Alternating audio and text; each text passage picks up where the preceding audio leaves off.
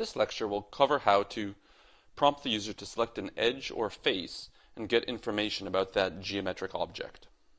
To start, we'll use the first two lines from our previous example about how to select an element. This will get us the UI document and document elements. Then we'll also copy the line from that sample used to prompt the user to pick an object. However, this time we're going to change the type of object selected.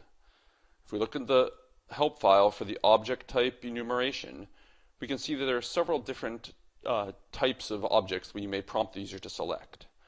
Previously, we prompted the user to select an element. In this example, we will look at an edge and a face and how they can be selected as well. To start, we'll specify an object type of edge.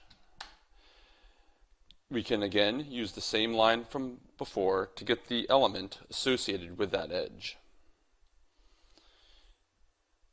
At this point, we could again use code like we used it before in our previous example to create a task dialog to show information about that element that owns the selected edge.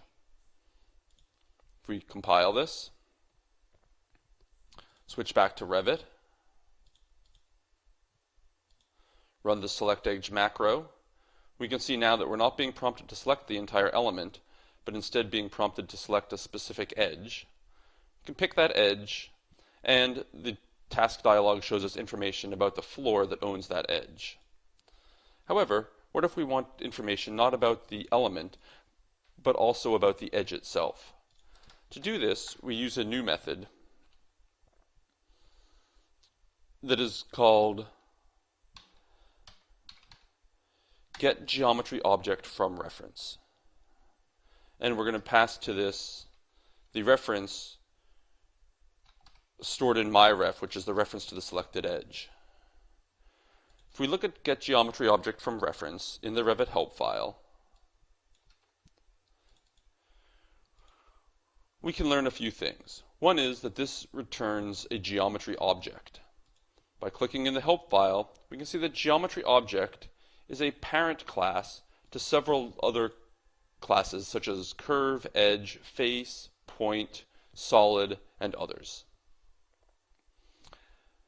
In this case, the geometry object that is returned from getGeometryObjectFromReference will store in a geometry object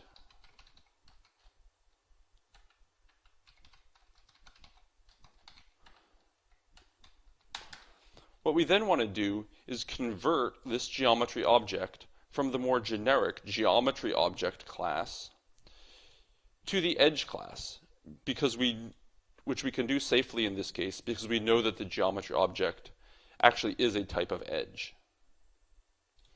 Therefore, we can do this by defining a new variable which will store an edge. We'll call that edge lowercase e edge, and we'll do this conversion but with something called a cast, C-A-S-T. And we cast by using the as keyword and the class to which we're casting. So the geometry object will be converted to an edge by the statement geometry object as edge. Now, we can output not only information about that element, but also element about the edge. If we go back to the help file and look at the edge class, we can see that it has many members that may be of interest. For our example here, we will use the approximate length property, which will return to us an approximation of the edge's length. If this edge happened to be a linear object, then we would also be able to find other information about it. However, in this case, we will simply add a new line here, as we may not know if this is a straight or curved edge. I'll add a new line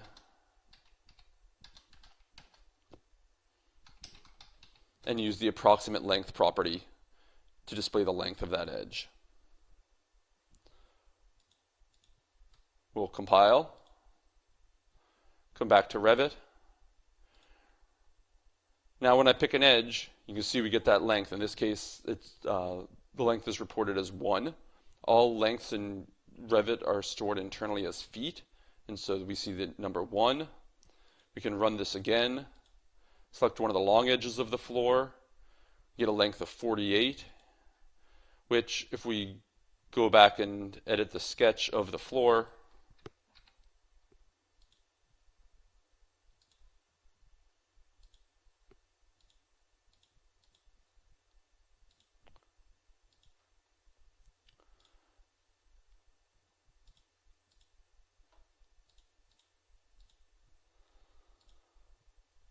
we can see that that length is 48 feet long.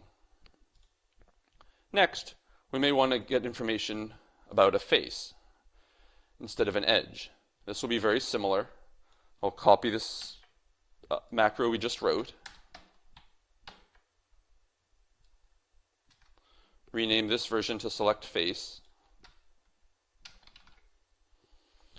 In this case, change the object type that's being selected to object type face. The line here will have to be changed so that instead of trying to convert the geometry object to an edge, we convert it to a face.